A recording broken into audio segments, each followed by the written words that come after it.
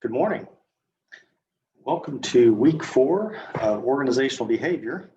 And this week we've got a couple of really interesting and exciting chapters on motivation that we'll go over. You'll also notice on Canvas under the module that I have also posted about 4 videos. Actually, they'll be on the announcement with my post for this video post, 4 pretty unique and interesting videos on motivation and organizational motivation. So I hope you'll take the time this week to check each one of those out. I think each one is fairly unique and should give you some insights on the topic of motivation and organizational motivation. Okay, so for this week, we're going to be doing chapters 7 and 8.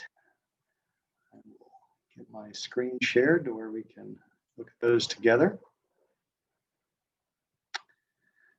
Okay, chapter 7.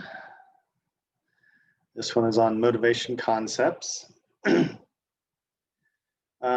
Motivation defined is the processes that account for an individual's intensity, direction, and persistence of effort toward attaining an organizational goal. It's made up of intensity, the amount of effort put forth, the direction, how those efforts are channeled in an organization, and persistence, how long the effort is maintained. When you're looking at organizational performance and you're looking at business performance, this is really what it comes down to. And this is what leadership comes down to, is how you're able to motivate and entice people within the organization to do their best work consistently and move in the directions that the organization deems to be positive and essential. Maslow's hierarchy of needs is one of the theories that you'll be looking at within this chapter, and this one's pretty well known. It's got from the lower needs are the physiological or your physical needs, your safety and security needs are next, social belongingness and esteem are higher level needs, and then finally the highest level need is self-actualization. And this is where you're getting to the point where your sense of self, your sense of worth is pretty much assured, and it's internalized to where you are your own judge and jury on that, basically. Two-factor theory is one that you'll look at as well this week. Has 2 different types of factors, hygiene factors and motivational factors. The hygiene factors are the things that are the foundational elements of any job that you're going to have or any position that you're going to have. They're going to take care of your physical and security needs, your pay, quality, of supervision, things like that. The higher level motivation factors are promotional opportunities, recognition, responsibility, achievement, those types of things. McClelland's high achievers is another theory that you'll look at. This defines high achievers as preferring jobs with personal responsibility, feedback, and intermediate degree of risk. High achievers are not necessarily good managers. That's important to note.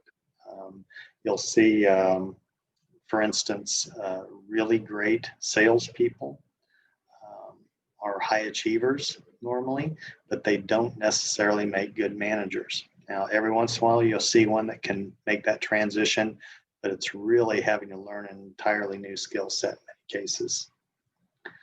Self-determination theory. This states that people prefer to have control over their actions so that when they feel they are forced to do something they previously enjoyed, motivation will decrease. You'll see this a lot of times in sports. Kids will really enjoy playing baseball or football or something like that, but if their parents get too tuned up or their coaches get too tuned up and force them to try to hit levels that they don't feel comfortable with, you'll see them actually stop enjoying something that used to bring them great joy. Goal setting theory.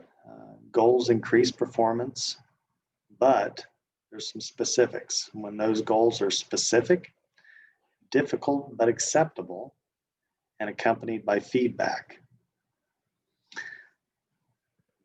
Management by objectives. This is what I would term an oldie but a goodie.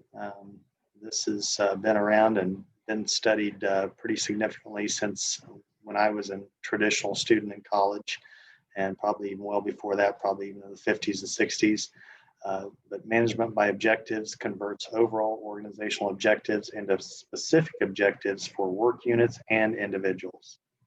Some of the common ingredients are goal specificity, explicit time period, performance feedback, and participation in decision making. And while there's a lot of really fancy whiz-bang tools and the latest and greatest and the flavor of the day type stuff, if all you learned how to do was management by objectives and you did that and you did that well, you would be okay. It checks all the boxes. It's very, very solid, very foundational, and it's very participative. The downsides of it is it's definitely got a 50s, 60s, 70s mindset in which the manager or the leader is kind of the lord of the manor and everybody else is kind of taking their marching orders from them. So it does have its downsides, but it's a very good, solid management and organizational behavior technique.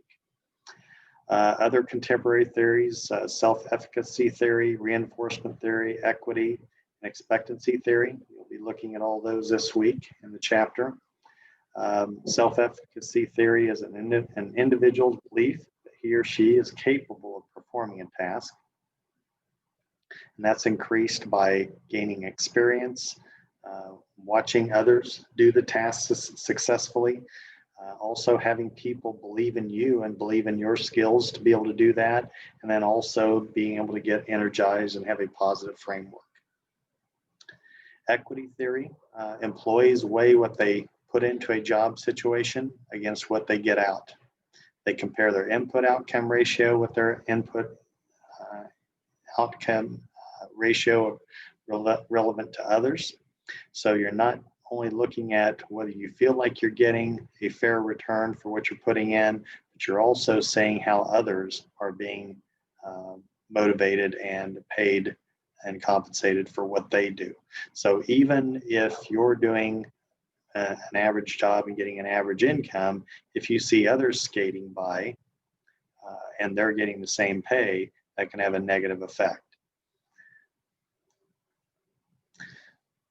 Models of organizational justice, distributive justice, perceived fairness of outcome, procedural justice, perceived fairness of process used to determine the outcome, and interactional justice, perceived degree to which one is treated with dignity and respect.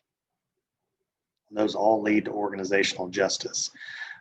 Interestingly, those three types of justices are very foundational to the challenges and the tug of wars that we're having right now in our macro environment, especially in the United States. You hear these terms: distributive justice, interactional, and procedural justice. We all look at these on many different levels, and if we don't feel we're being treated fairly, then it can get to be a bad situation. Now, keep in mind, this is very perceptive, and perception can be reality, but sometimes you can actually have an organization where everybody's being treated very, very fairly, and you become a victim of your own success. The more you give, the more they expect.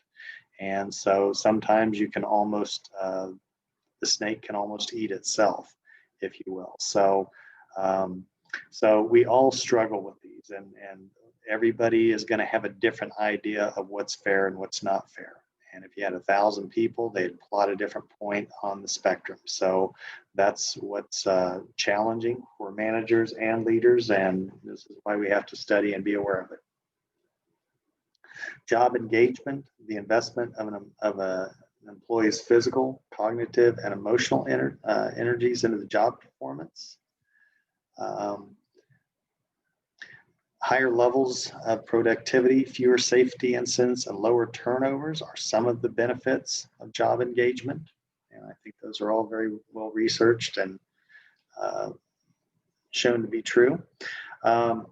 So anyway, we're going to move to the next level of motivation, and we'll get into chapter 8, which is motivation from kind of the conceptual to the application. So we've looked at a lot of the conceptual foundations of motivation. Now we'll look at some of the applications and kind of where the rubber meets the road, if you will. The job characteristics model, or JCM. Jobs are described in terms of 5 core dimensions: skill variety, task identity, task significance, autonomy, and feedback. Let me get this on the big screen real quick. Designing motivational jobs.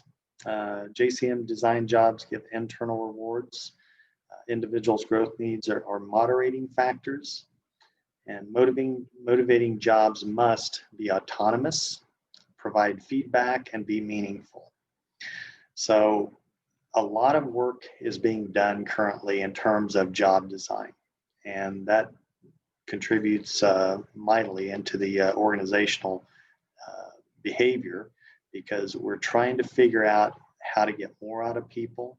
A lot of times we don't have the budgets to go out and reward people financially, so we've got to figure out how to do it intrinsically. And so motivating jobs have got to check these 3 boxes. And so I think businesses are getting better at this, and organizations are getting a lot better at it, but it's something we're going to have to continue to grow into. Job rotation, periodically shifting of an employees from one task to another.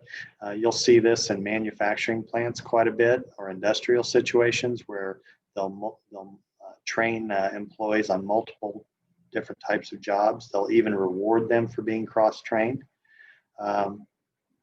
This can really increase job satisfaction, organizational commitment, and it can also increase an employee's actual self-worth and value in an industry. If they can go out and demonstrate that they are trained on a lot of different jobs, it makes them more value in a particular industry, and might also help them find a job if they're ever displaced. Relational job design, designing work so employees are motivated to promote the well-being of the organization's beneficiaries.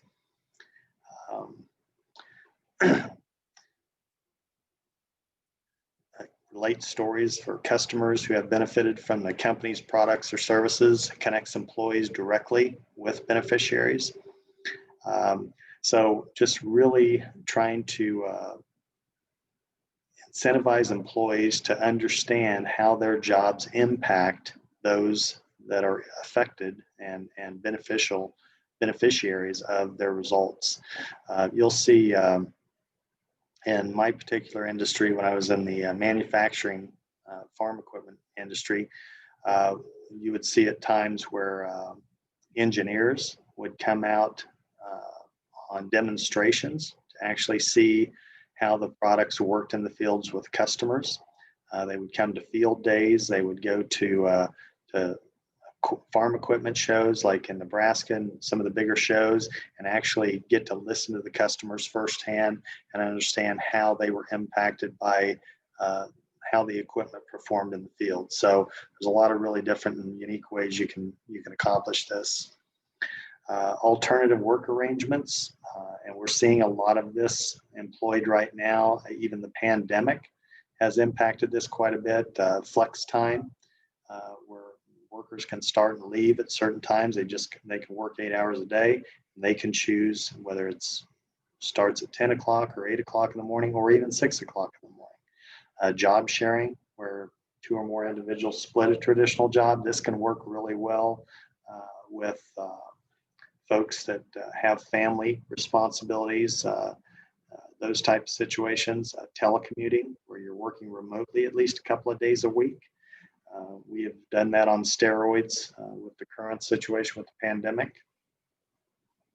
Employee involvement, a participative process that uses the input of employees to increase their commitment to the organization's success.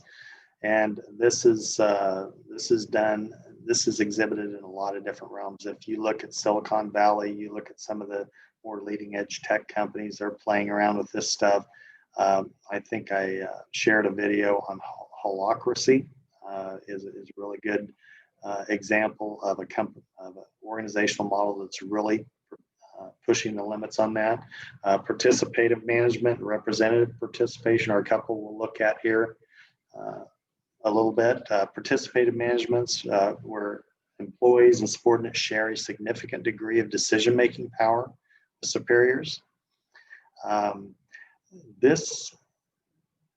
This takes a lot of work, and it takes a lot of commitment from both parties, from leadership and employees. And honestly, it's kind of falling out of favor a little bit because the research is showing that it really only results in a modest influence on productivity, motivation, job satisfaction. So the return on investment for all of the work that it takes, sometimes there are other ways to accomplish many of those same things that seem to be proving to be much more effective. Representative participation, where workers are represented by a small group of employees who participate in decisions affecting personnel. Those can be in the form of work councils or board membership. These have had definite amounts of success. I think employees see them favorably. I think the folks that are on these councils or representing employees definitely take their responsibilities very seriously, and so at times they've shown to be effective. Again, whether it's motivational or not, the verdict seems to be out on that a little bit. Pay to motivate employees, what to pay employees and how to pay them. So there's a balance in this process between internal equity, the worth of the job to the organization, and external equity, the external competitiveness of an organization's pay relative to pay elsewhere in the industry. So we've got to really manage it both ways, and those can get to be somewhat at odds with each other at times. Sometimes if it's a real competitive market, salespeople or service technicians in my industry, service technicians could get very competitive to attract and retain those folks.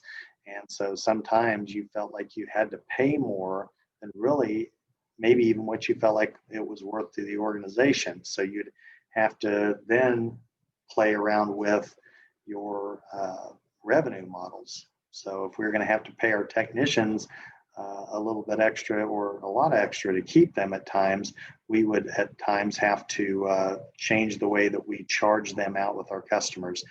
We would have some technicians in our business that we charged a premium on them because we felt like we had to pay a premium to keep them in our organization and out of the competition. So our customers knew that, and actually they didn't mind it because they knew they wanted to keep that person in the organization to work on their equipment.